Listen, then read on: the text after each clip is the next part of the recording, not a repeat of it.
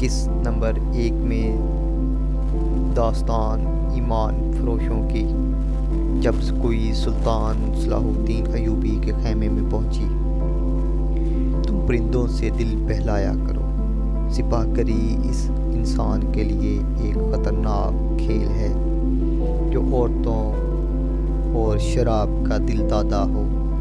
یہ تاریخی الفاظ سلطان صلاح الدین ایوبی نے اپنے چچا زاد بھائی خلیفہ الصالح کے ایک امیر سیف الدین کو لکھے تھے۔ ان دونوں نے صلیبیوں کو در پردہ مدد، زر و جواہرات کا لالچ دیا اور صلاح الدین ایوبی کو شکست دینے کی سازش کی۔ امیر سیف الدین اپنا مال و متاع چھوڑ کر بھاگا۔ اس کے ذاتی خیمہ گاہ سے رنگ برنگے پرندے، حسین و جوان لڑکیاں اور گانے بجانے کے آلات اور شراب کے مٹکے برآمد ہوئے۔ سلطان نے پرندوں، گانے والیوں کو اور گانے کے سامان کے ساتھ آزاد کر دیا اور امیر سیف الدین کو اس مضمون کا خط لکھا: تم دونوں نے کفار کی پشت پناہی کی۔ دونوں نے کفار کی پشت پناہی کر کے ان کے ہاتھوں میرا نام و نشان مٹانے کی ناکام کوشش کی، مگر یہ نہ سوچا کہ تمہاری یہ ناپاک کوشش عالم اسلام کا بھی نام و نشان مٹا سکتی تھی۔ اگر مجھ سے حسد کرتے ہو تو مجھے قتل کروا دیا ہوتا۔ تو مجھ پر 2 قاتلانہ حملے کرا چکے ہو، دونوں ناکام ہوئے۔ اب ایک اور کوشش کر کے دیکھ لو، ہو سکتا ہے کامیاب ہو جاؤ۔ اگر تم مجھے یقین دلا دو کہ میرا سر میرے تن سے جدا ہو جائے تو اسلام اور زیادہ سربلند رہے گا، تو رب کعبہ کی قسم میں اپنا سر تمہارے تلوار سے کٹواؤں گا اور تمہارے قدموں میں رکھنے کی وصیت کروں گا۔ میں صرف تمہیں یہ بتا دینا چاہتا ہوں کہ کوئی غیر مسلمان کا دوست نہیں ہو سکتا۔ سلطان صلاح الدین ایوبی لکھتے ہیں کہ تاریخ تمہارے سامنے ہے، اپنے ماضی دیکھو۔ شاہ فرینک اور ایمان جیسے اسلام دشمن تمہارے دوست اس لیے ہیں کہ تم نے انہیں مسلمانوں کے خلاف جنگ میں اترنے کی شے اور مدت دی ہے۔ اگر وہ کامیاب ہو جاتے تو ان کا اگلا شکار تم ہوتے، اور اس کے بعد ان کا یہ خواب بھی پورا ہو جاتا کہ اسلام صفائے ہستی سے مٹ جائے۔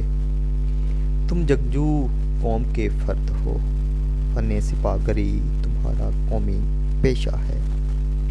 ہر مسلمان اللہ کا سپاہی ہے، مگر ایمان اور کردار بنیادی شرط ہے۔ تم پرندوں سے دل بہلایا کرو، سپاہ گری اس انسان کے لیے ایک خطرناک کھیل ہے جو عورت اور شراب کا دل دادا ہو۔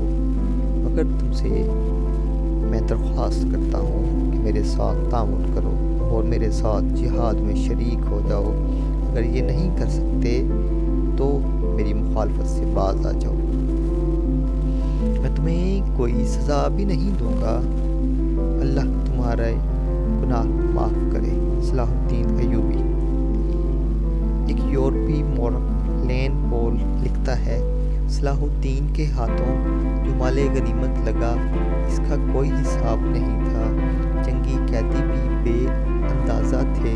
سلطان نے تمام تر مال غنیمت 3 حصوں میں تقسیم کیا۔ ایک حصہ جنگی قیدیوں میں تقسیم کر کے ان کو رہا کر دیا، دوسرا حصہ اپنے سپاہیوں اور غربا میں تقسیم کیا، اور تیسرا حصہ مدرسہ نظام الملک کو دے دیا۔ اس نے اسی مدرسے سے تعلیم حاصل کی تھی، نہ خود کچھ رکھا اور نہ اپنے کسی جرنیل کو کچھ دیا۔ اس کا نتیجہ یہ ہوا کہ جنگی قیدی، جن میں سے بہت سے مسلمان تھے، باقی غیر مسلم رہا ہوکر سلطان کے کیمپ میں جمع ہو گئے اور سلطان کی اطاعت قبول کر کے اپنی خدمات فوج کے لیے پیش کر دیں۔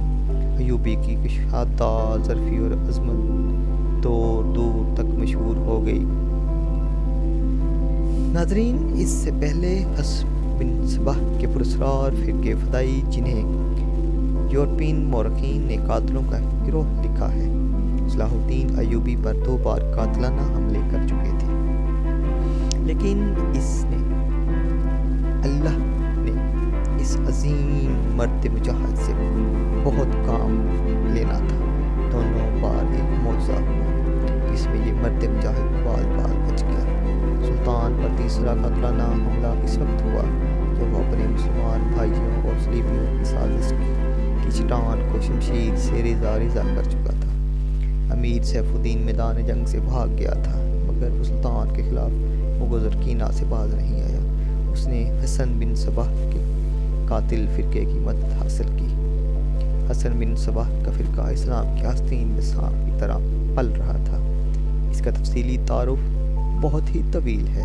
مختصر یہ کہ جس طرح زمین سورج سے دور ہو کر گناہ کا گہوارہ بن جاتی ہے، اس طرح ایک حسن بن صباح نامی ایک شخص جس نے اسلام سے الگ ہو کر نبیوں اور پیغمبروں والی عظمت حاصل کرنے کا منصوبہ بنایا، وہ اپنے آپ کو مسلمان ہی کہلاتا رہا اور ایسا گروہ بنا لیا جو طلسماتی طریقوں سے لوگوں کو اپنا پیروکار بناتا تھا۔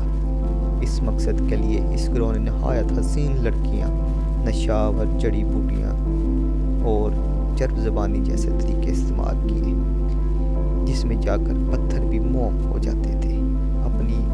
اپنے مخالفین کو قتل کرانے کے لیے ایک گروہ تیار کیا۔